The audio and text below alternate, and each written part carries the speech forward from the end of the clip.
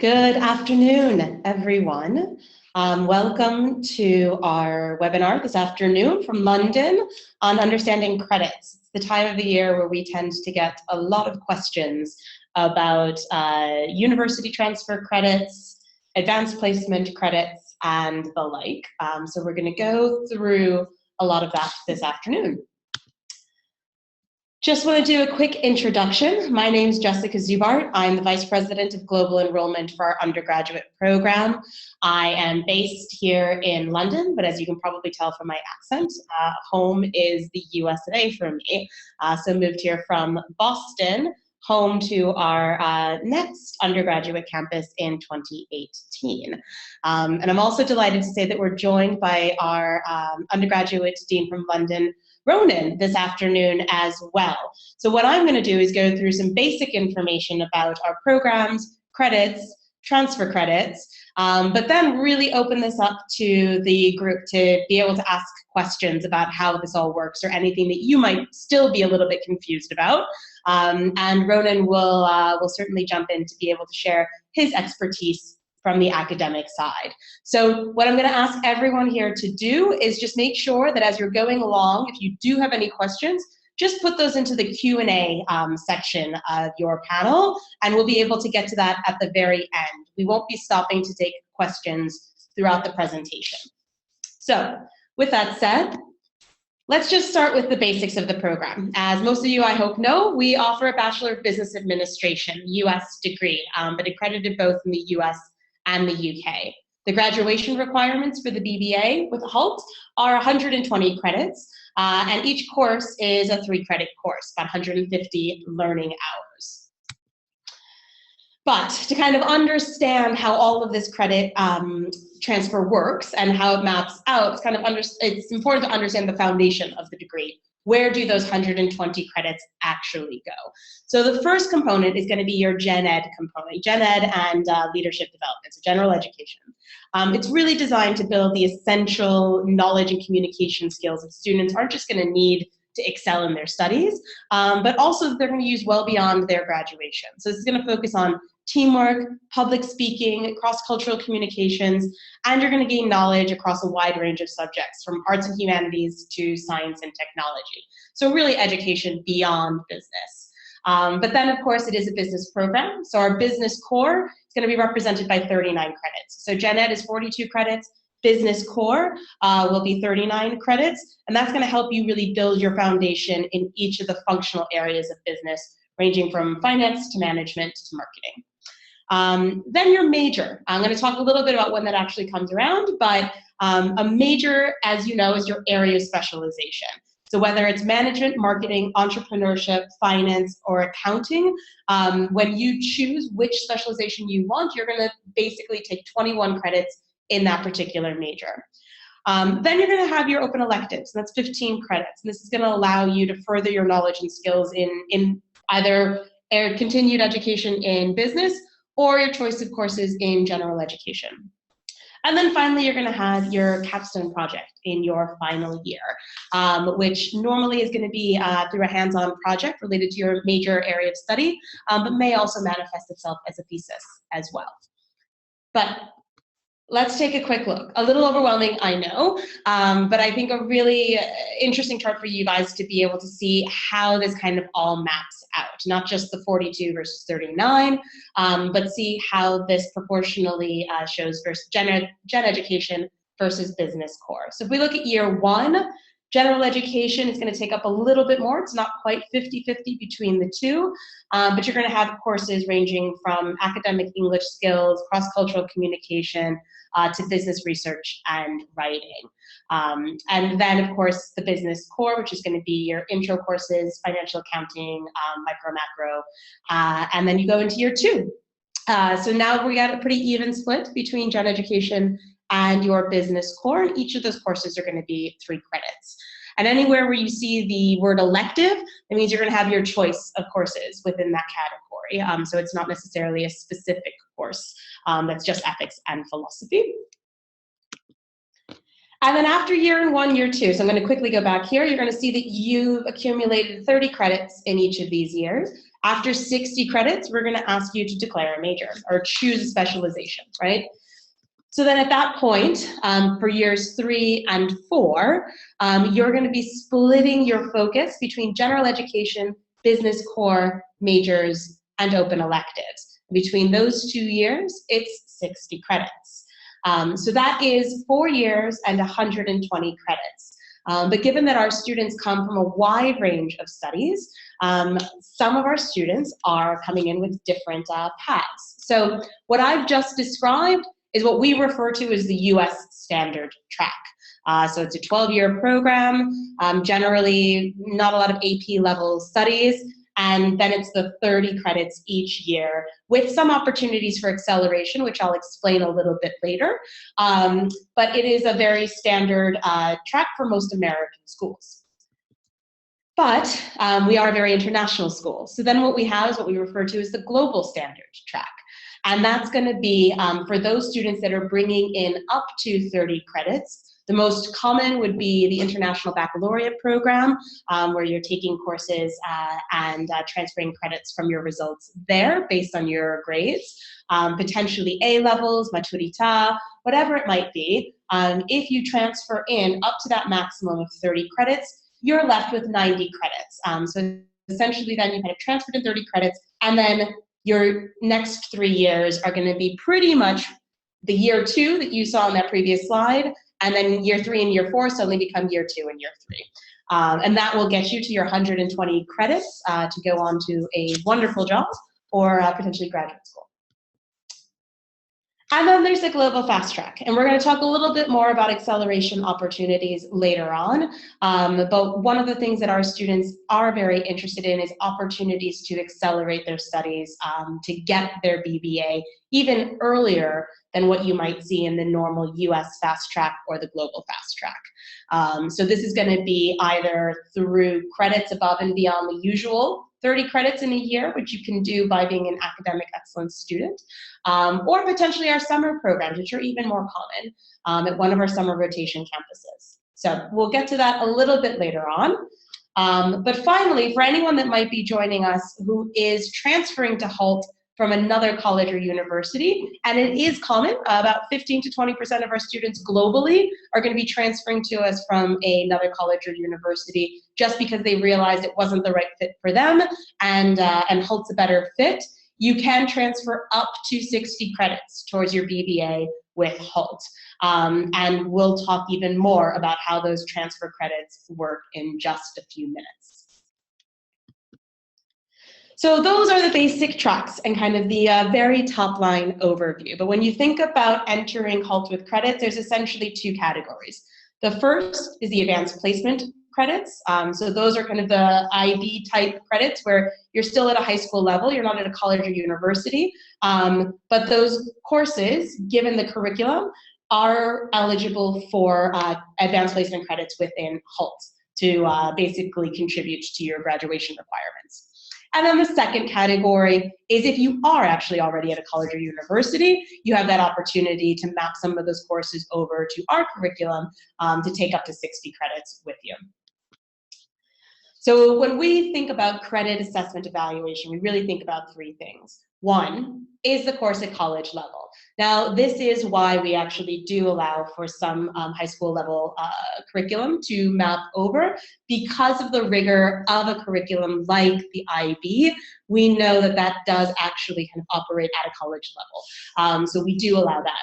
Is the content of the course rigorous enough? So sometimes you'll even find that even if you are at another college or university, if it's an elective cooking class, that might not be rigorous enough for us to be able to map over to HALT's curriculum. So we will have to take a look at each of those courses individually, but we'll talk about that in a few slides. And then, of course, does the course map into our curriculum? And that's really why I wanted to show you all sort of the categories that these courses can map to, just to give you an idea of why sometimes courses don't necessarily show as eligible for credits for us here at HALT. But starting with our AP credits. So really this is, if I use the IB, which again, I use it as our example for this particular webinar because it is the most common, you're gonna receive 6 credits per high level course that you earn the appropriate grade for, or 3 credits per standard level. And that, of course, is a grade of 5 or higher for those courses. You will receive an additional 3 credits for TOK, and that's up to 30 credits for the entire, to bring in as you're coming into HALT. But if you are studying outside of the IB, so again, if it's A-levels, maturita, you can actually go to halt.edu/credits for an exhaustive list of the curricula that are eligible for advanced placement credits with HALT, and be able to determine if that is something that you are eligible for. But what I wanted to do is just kind of give you sort of an overview of how that actually all works, because sometimes we just say, if you earn this grade, then you can map over X number of credits. But I think it's a little bit easier to be able to visualize how this works by taking a sample, sort of a transcript from one of our students, where basically we have 3 high-level courses here, Econ, English, and French. And you can see that given that this student has earned 5s or above in each of these courses, they are earning credits for each of them. If for any reason, say, biology had come in at a 4, they would actually be at 27 credits, not at 30 credits, because that's not a high enough score to earn transfer credits with us. And anywhere where you see an asterisk, so here, we have English high level at a 6th grade for 6 credits, which you actually would earn those credits for to waive out of academic English skills and open elective. But I just want to asterisk that because there are placement tests, assessment tests when you come in, and you do need to make sure that you pass that at the very beginning when you arrive to HALT. But I can assure you, knowing the IB, if you earned a 6 at the English high level, you'll be absolutely fine in that placement test. Same thing with maths. So next steps. I mean, if you think you are, for all of our students who have confirmed their place this fall, first, congratulations. But second, we want to make sure that we try to get your credits assessed as early as possible. So what you need to know and what you need to have prepared is essentially an outline of the high school program that you've taken. Of course, we need to know which country and language you've studied in, but most importantly, we need a copy of your final results. So if you do already have that, make sure that you complete your credit assessment form, which is issued to you in your pre-arrival emails, which you should keep an eye out for. But I also realize that some people might still be waiting for those final results, which is absolutely fine. You can still submit this up until the time of entry, but we just encourage you to do it as early as possible so that we can take care of your assessment and how many credits exactly are coming into HALT as early on as possible. Transfer credits, a little bit different, but sort of the same principle here for the most part. Here we're going to need a little bit more of information. So what we'll need is a number of credits you've already studied at the college or university that you're in. Of course, your cumulative GPA, the university program, and the individual course details for each of those courses. If you remember, again, we have to be able to evaluate not just the course that you've done and how well you've done, but also the rigor of that particular course, which country and language you've studied in, and again, a copy of your final results. Because while if you have predicted grades or even just a progress report, we can give you an estimate of credits based on what we think you'll get for your final grades, but nothing is really assured until that final results come in. And here what we've done is really just map out a couple of semesters. So this is actually 27 credits, not 60. So just to show you 1 year of credits at the college level. And the reason that this is only 27 is because in this instant, our students didn't earn the requisite C or above in order to get credits transferred over. So she didn't get the C in accounting, got a D, which means that we're not able to offer credits for that particular course. So she wouldn't be able to waive out of financial accounting. But for everything else, the grades are sufficient enough, and we are able to map that over to HALT courses. And we would, of course, do that for up to 2 years to bring over the 60 transfer credits for that particular student coming from a college or other university. Now, degree acceleration is something we're really proud of and really excited by. And there's really two ways, if you think about it, to accelerate your degree. The first is going to be through our academic excellence track. This is maintaining a 3.6 GPA or above, which is going to allow you to increase the course load that you can take throughout your HALT studies. Not in the first semester, only because it is sort of an intensive transition when you're coming from high school into college. So we want to make sure everyone does the transition successfully. But after that, with permission, you would be allowed to take additional courses to add up, to sort of top up on the credits that you're earning. You have access to exclusive elective courses, participation in Dean's List events each term. You have the senior thesis as an alternative capstone option. Prep for graduate school, and of course, excitingly, the ability to graduate with distinction. Now, the course loading, if you will, would look like, instead of taking 5 courses each fall and spring, so for a total of 30 credits, you'd be able to take 6 courses each fall and spring, which is going to bring you then to 36 credits. And then you're going to also have the ability to take courses, either during our summer 1, which is May to June, or summer 2, July to August, which are 6 credits each. Summer is always, I think, a really appealing option for our students. We encourage them to participate in this, not just as a means of accelerating your degree, but really as a means of experiencing our global campus. HALT is much more than a school in London or a school in San Francisco. It's great as a student studying in London to be able to go to Dubai for a summer and then come back in the fall, or Dubai, Shanghai, and you can also go to San Francisco or Boston. So taking those courses not only enhances your overall education with HALT, but it gets you one step closer to graduation. So really kind of maximizing all of those acceleration options, you'd be looking at 48 credits per year. But more realistically, if you're kind of just going the normal course load route and then adding maybe a summer 1, you're looking at 36 credits, or summer 1 and summer 2, then you're looking at 42. So what I'd encourage all of you to do is really kind of take a look at halt.edu/credits. There's a lot of really great information there, because all of our participants here, I know, are represented from many corners of the world. So you may have very specific questions about your home country's particular curriculum. So take a look there. Let us know if you have any particular questions about that.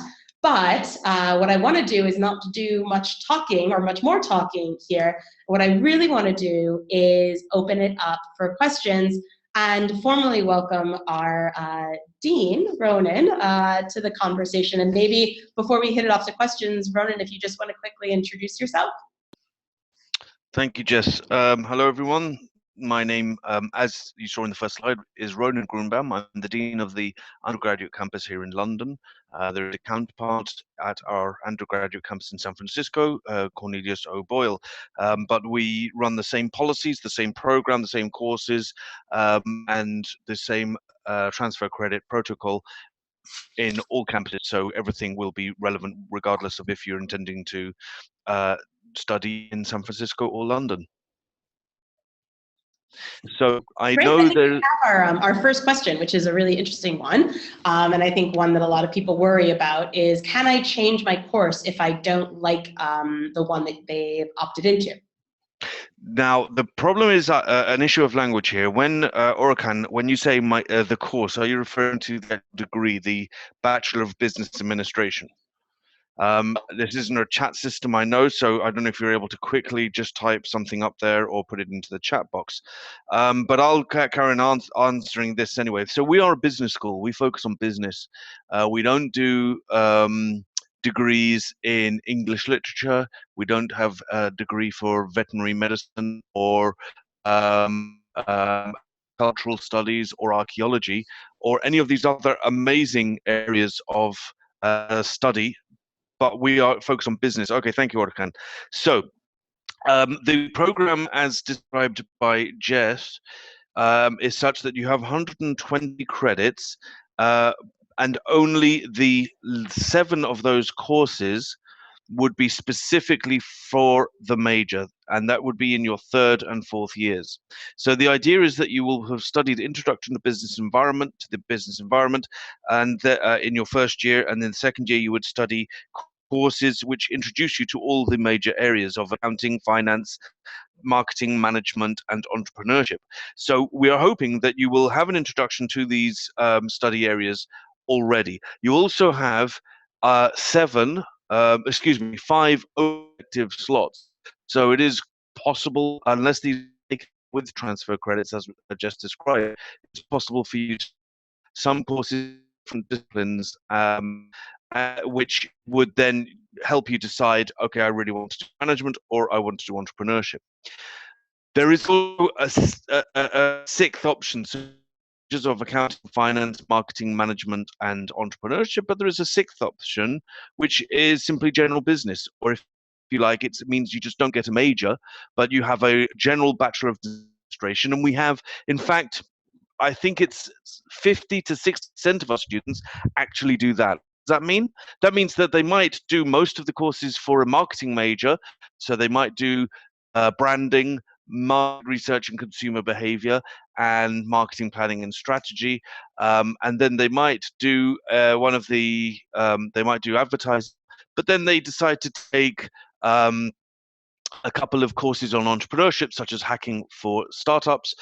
They might take fashion management, which sits under the management major, and they might even take alternative investments on the finance major.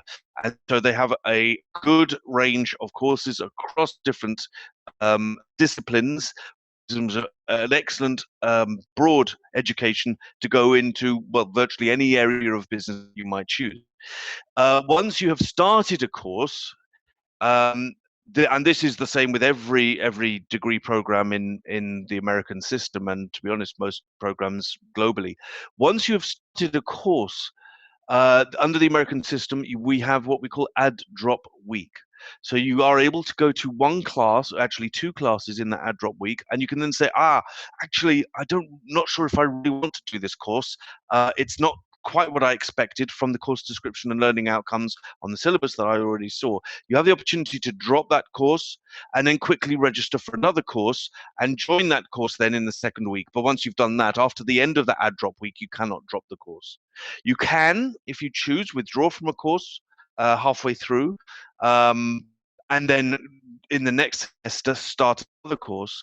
And on your transcript, you would simply get a W for that course. Those credits won't count towards your degree because you haven't got a grade for it. But that's, I suppose, a little bit complicated. But in essence, yes, you are able to change. What is important to remember is the flexibility of this degree. Of the 120 credits that you have, almost all the courses that you do are 3 credits. So that means you have 40 courses to do, assuming that there are no advanced placement credits or transfer credits brought into it. So of those 40 courses, 20 courses, exactly half of the degree, is flexible. It is for these are electives that you are able to choose. So you have huge scope to change, to try different things before you have to commit. But what we do ask is for a major, or we require for a major, you must do 3 required courses at the 300 level. That's usually in your 3rd year. And then you do 4 courses of the major, 4 electives at the 400 level. So that's 7 courses in total, and then you also have to do a capstone for all your, well, for every degree, regardless of which major it is. So it's only those 7 courses out of the entire 40 courses that you choose for the that you will be studying for the degree, which will determine which particular major you have. As I say, beyond that, you have huge flexibility on what you study, when you study it, and how you study it. So I hope that answers, Orkan.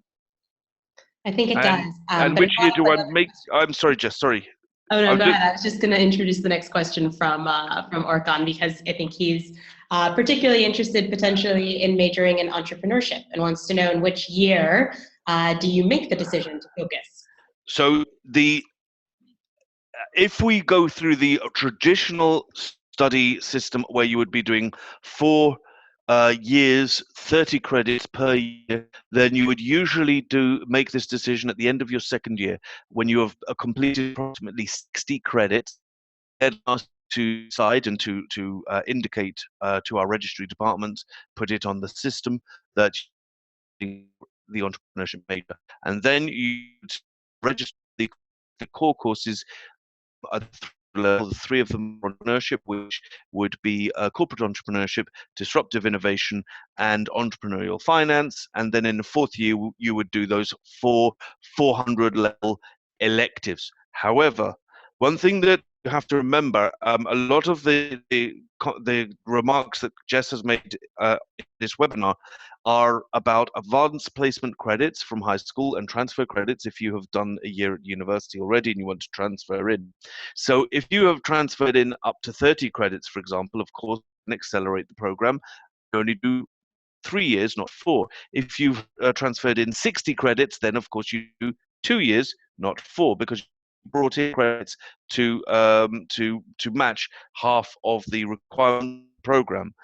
But in addition to this, you have huge flexibility on how quickly you accelerate. So if you do the summer courses, so if you do 2 courses in summer 1 for 6 credits, 2 courses in summer 2, at the moment we're in summer 2 for 6 credits, then instead of 30 credits per year, you're doing 42 credits per year.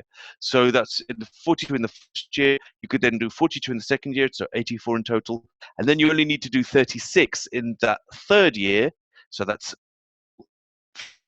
bring for 15 credits, 6 credits in summer 1, and just a little over the 2.5 years, you would have completed the entire group. That's with no advanced placement credits or transfer credits. Then, of course, if you have the transfer credits, then you're accelerating even quicker. Difficult to say in what year you have to decide things, because it depends on how quickly you want to complete your degree. I hope it helps, and I hope it gives you an idea of the huge amount of flexibility that we provide. Yeah, we get that question a lot, Orkan, from students, and in some ways, it's better. It's almost better to not think about it in terms of years, and better to think about it in terms of credits earned. And then really, it's kind of after 60 credits earned, and that's a combination of whether they're transferred in or earned at Hult. So our next question is from Lucilla, who wants to know, what if I don't have any credits before I start university? That is absolutely fine, Lucilla.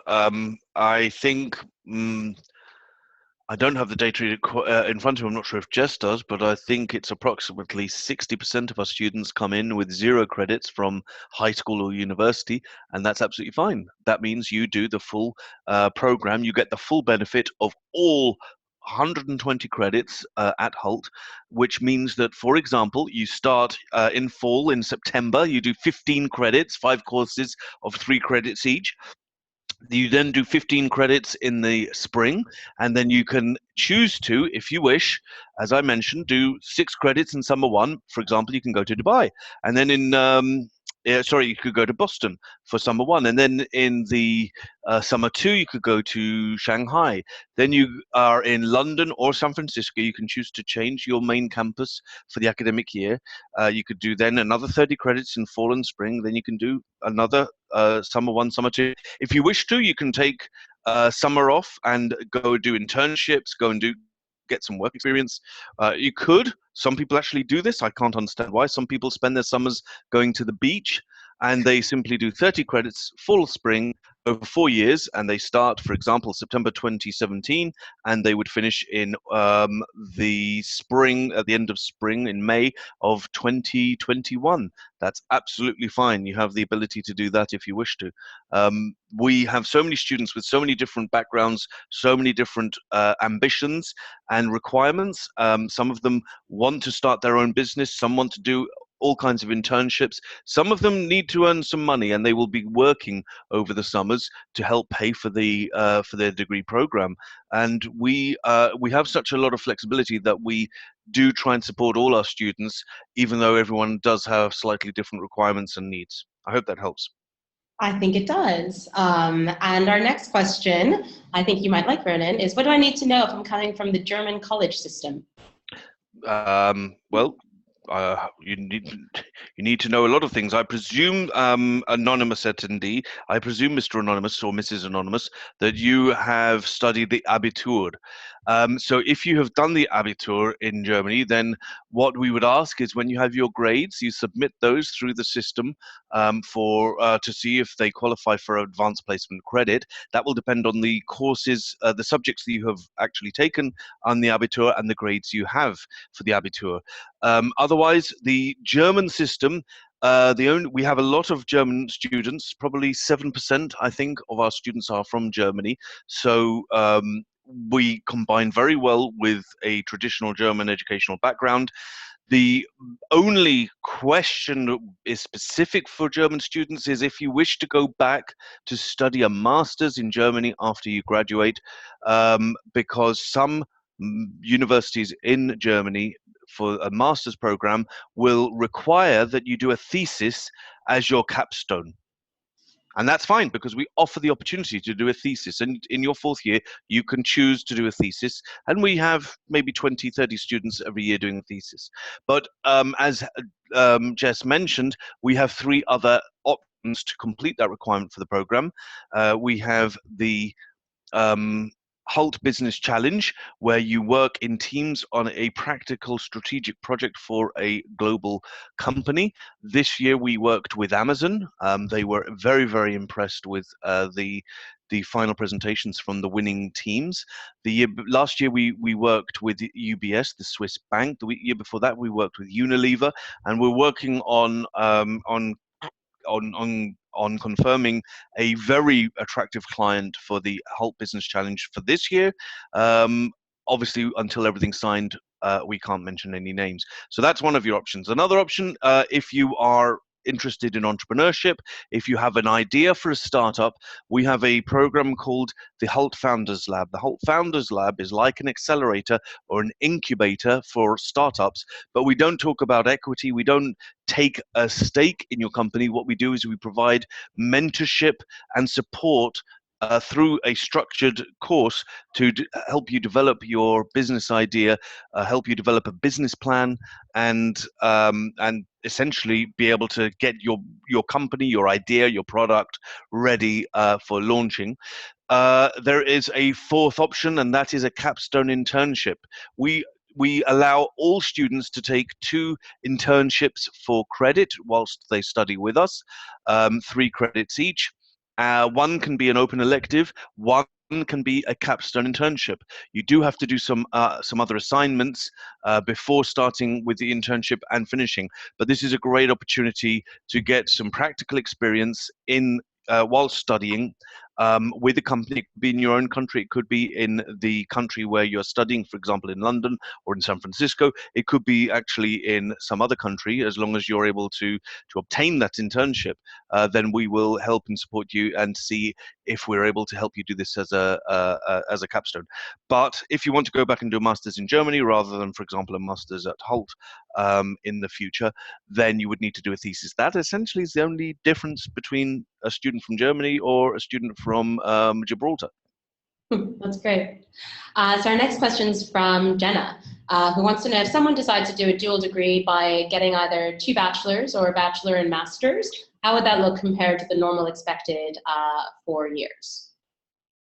Okay, so if you're talking, Jenna, about the traditional 4 years that you're only doing 30 credits per year, then the main difference is that if you wanted to do the master's program, we do offer our senior students have the opportunity to take up to 4 of their 400 level electives. So this could be their major electives with our postgraduate colleagues. So you go to the postgraduate campus and you study their electives at the 400 level. So that counts for your undergraduate degree, but what it means is you also are able to take to fulfill the requirements, the elective requirements of the master program. And this means this you'd only be able to do this in summer one and summer two, but this does mean that you would then be able to reduce the time that you do the master's program from 12 months to approximately 9 months, and you would then finish this in the spring, your master's program. You wouldn't have to do the summer elective options. However, as I said, if you accelerated the degree here by doing summer one, summer two options with us, you would be able to complete the degree in 2 years and just about 2.7 years. If you are a student with a very good GPA, a cumulative GPA of 3.60 after your first semester at Hult, we then, for every semester when your cumulative GPA is on 3.6, we allow you to take an extra course. So instead of study 5 courses, you would be allowed to study 6 in the fall or the spring. This means that you can accelerate the program still further and finish even quicker. So if you want to, you can come with 0 transfer credits to Hult and still complete the program in under 2.5 years if you take all the opportunities to overload and to accelerate the degree. And then, of course, this means that you're able to join the masters and complete that in the appropriate time. I hope that helps, Jenna. The next question is actually an interesting question. How high is the dropout rate? So how high is what is the return rate from year 1 to year 2? So almost all our students return. It depends what you mean by dropout. I'm not sure if this is the autonomous attendee also from Germany or not. If you're referring dropout to students who just decide that they really, really love the beach and they want to spend their life on the beach, we tend not to have students there. There is approximately, the attrition rates for most US schools are about 18% of students will move to another university or simply go somewhere else. We are quite low in comparison. We are approximately 10% attrition, but this is very often for completely different reasons. Some of our students simply take a leave of absence for 1 or 2 years because they have some issues. They might have medical issues that they have to deal with. A couple of students are from countries where they have to do military service. They go back to do that for 1 or 2 years and then come back to study. Some students realize that their family situations have changed. Sometimes there might be a family bereavement, their financial situation has changed, and that they need to move closer to home to support the family, to be with the family at that time. So it's very often these strange things that life will throw at us are the reasons that people actually leave. What we do is spend a lot of time with our students. We have a team, so the people who work on the academic team are there's 2 associate deans, an assistant dean, program manager, program coordinator. We have a registry team, and we have professors, all focused on your academic progress. But it doesn't mean simply that you are then an anonymous person. You come here and you're a number. We spend a lot of time personally advising, seeing individuals. I try to see every student for a one-to-one. We have an excellent careers department who also will mentor and guide students on one-to-one basis to help them with their career plans. We have a student services department who help not just in planning the clubs and societies, but also they plan our big social events of the year where we try to bring the whole Hult community together, which includes the Winter Ball and the Hult Awards ceremonies. That Winter Ball is obviously just before Christmas. The Hult Awards are at the end of spring, where everyone dresses up in ball gowns. Not the men; they tend to wear dinner jackets and bow ties. And we try and celebrate all this together. Student services will help all of that. We also have a welfare manager who sits within student services for people when they need some support. For example, they might have a family going through some bereavements and they are full of anxiety, and they can go and talk to someone. So and I've probably forgotten a couple of the other people around campus. who help and support the students. So any student who comes to Hult and wants to study at Hult and takes advantage of our support network has a successful time at Hult. They will succeed in their degree and they will graduate. They will have a wonderful graduation ceremony at the Royal Festival Hall, the best concert venue in the world, and they will then go and have a wonderful career. The only time that students tend to drop out, apart from the issues where I mentioned of life giving them a bit of a difficult time and they need some time to sort that out. The only time that students then, apart from this, drop out is when they just realize that they want to spend their life on the beach. And if they want to spend their life on the beach, let's be honest, then they shouldn't have probably come to a business school.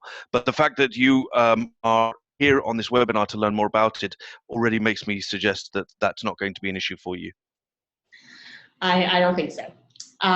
So our next question comes back from Jenna, who's curious that for the students who take internships and work, do you accept any of their experiences as work experience or extracurricular credits? Okay, good question. So okay, apparently my internet connection is unstable. So just if it's out, please tell me and I'll repeat. So as I say, we have two opportunities for you to take an internship for credit, Jenna. You can, depending on your visa rights. So if you're a European Union member, you're able to do any kind of internships in London. You can, of course, do them at home over the summer holidays. If you're in San Francisco, they have different visa regulations, but there are opportunities for you to do internships there. But so we encourage everyone to do internships. If you want to do the internship for credit, then there are two opportunities to do that. So 2 of the 40 courses that you take can be internships for credit. One as an open elective, one as a capstone, where the capstone is the thing you do right at the end of the course, right at the end of your degree, which is supposed to bring everything together. And as you would expect with a capstone, both of the internships involve assignments where we want you to analyze the company, we want you to think stakeholders, do an analysis of the company also after you have been in the job for 100 hours. But for the capstone, those assignments are a little more rigorous, a little bit more so that you are properly demonstrating everything that you've learned over your 120 credits. I hope that works. In terms of extracurricular, Jenna, you don't get credit for running a club or society, but I strongly urge you to. Every student, the experience at university, 50% should be in the classroom, but you should also take full advantage of all the clubs and societies outside the classroom. These are the things that make a difference to employers. When you want to go and find good employment with an organization, the good GPA is absolutely important, but also as important almost is what else you've done. Have you got the motivation, drive, capabilities to become the president of the Model United Nations, for example, or to become a Hult Student Association member, and to help the administration, of which I am the head on campus, to help us improve the institution for the benefit of all the students. So if you're able to step up to those kinds of activities, you don't get credit, you don't get academic credit for it, but these are the things that make your curriculum, your resumes, stand out from everybody else and make you more attractive to your future employers. And we absolutely encourage everyone to do that. Perfect. I think all this talk about credits and courses has gotten some people excited about choosing their courses already. So the question is, will you be able to choose courses to take during orientation week or beforehand online using MyHult? Okay, so yes, during orientation week, we have a very full week of activities. Some of those activities are compliance, and it's all the paperwork that you have to do at every institution. You have to bring your high school diplomas. We can see the original copies, even if you submitted scanned copies for transfer credit. applications. You have to see your passport and so on and so forth. So you have a range of paperwork and bureaucracy to go through in orientation, but a lot of what we're doing is also helping set the culture. We give you some presentations, explain what the rules are, the policies, and then we do 2 placement tests. We do 2 placement tests, one in English, one in maths. So even native English speakers will have to do a placement test for English. Even people who have transferred credits from university doing high-level maths will have to do the maths placement test. And all we ask is that you think about this in the weeks before you come, so you prepare, because what we want to do is make sure we give you the right support. If you need to do a maths class to prepare you for the statistics that you will need to do in your second year business statistics, for example, or if you need for the market research and consumer behavior, or if you want to go into finance, then you need to understand some other mathematical modeling. We need to be able to support you by offering you the right courses before then. So you would then have a revision period on the Friday. I think it's Friday the 8th of September. And this is when we will be advising you on what courses you should take. Some of the courses that you take are core courses. So as I said, 50% of the are electives. That means, of course, 50% are core courses that you must take. And we will be registering you for those courses before you arrive, and then you get the option electives, which elective you take and when you take it, and that would happen during the orientation week. Then, approximately in October, we will then open a new session for advising, when we will help you choose your choose and register your courses for spring. And that, again, you would be registered for a couple of the courses by us, and you can have option on the electives, which elective you do, when you do it, and so on. I hope that helps. I think so. Our next question comes from Lucilla, again, who, if I remember correctly, doesn't have any transfer credits coming in. So would be looking at the full 120 credits and is curious, how many summers do I need to do in order to graduate in 3 years? Okay, thank you, Lucilla. So very simply, you need to do the 2.5 summers. What does that mean? So the first year, you come in September. Okay, you do fall 2017. I hope you're making notes, Lucilla. Fall 2017, and you then do spring 2018. We say it's spring, but it runs from January through to late April or May. So spring 2018, summer 1 2018, summer 2 2018. That's one complete academic year. Then you come back in your second year, you are a sophomore, and you will be doing fall 2018, then spring 2019, summer 1 2019, summer 2 2019. You have now completed 84 credits. This is assuming that you haven't managed to overload because you have an GPA. Okay, so this is available for everyone. At the end of summer 2 2018, 2019, we were talking about, you then do fall 2019, spring 2020, and summer 1 2020. So approximately at the end of June in 2020, so just over 2.5 years, you will have completed 120 credits. If you've done everything properly, you've taken the right courses, and you've passed everything appropriately, of course. But that's something that every student is able to do, even if they don't have a GPA that allows them to take extra courses and so on. That's great. Now we have one final question, and this one is coming from Vera Ortega, asking if it's possible to transfer credits from another university to Hult to basically do an exchange year and then return to her university afterwards. Okay, right. So with advanced placement credit and transfer credits, for